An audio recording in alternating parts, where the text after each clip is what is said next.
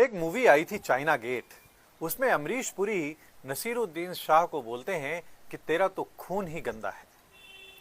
फिर उसके बाद इसके उल्टे सीधे बयान मैंने सुने।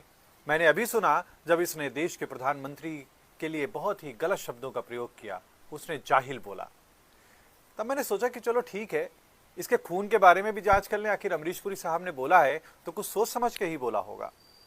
फिर जो सीए एनआरसी के समय इसके कुछ बयान निकल करके आए थे, उस समय इसकी बड़ी तीखी आलोचना हुई थी। और उसी समय इसकी एक ऑटोबायोग्राफी भी बहुत चर्चा में आई जिसका नाम है और एक दिन।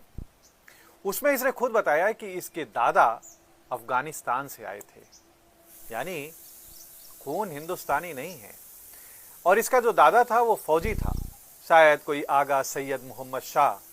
वो फौजी था, भारत आया और 1857 की लड़ाई में इसने अंग्रेजों का साथ दिया।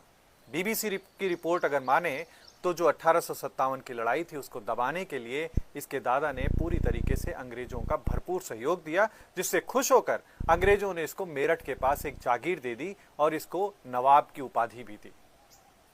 ऐसा भी मानते हैं कि शायद रानी लक्ष्मीबाई उस लड़ाई में हारती नहीं या मारी नहीं जाती अगर इसका दादा अंग्रेजों का साथ न दे रहा होता।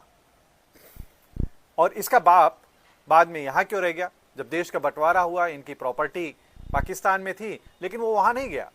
वो यहां केवल इसलिए रुका क्योंकि उसकी सरकारी नौकरी थी। वो नायब तहसीलदार था और वो ये नौकरी छोड़ना नहीं चाहता था, इसलिए वो हिंदुस्तान में रहा। ऐसा नहीं है कि उसको हिंदुस्तान से प्यार था इसलिए यहां रुक गया, उसको अपनी नौकरी से प्यार था इसलिए यहां रुका।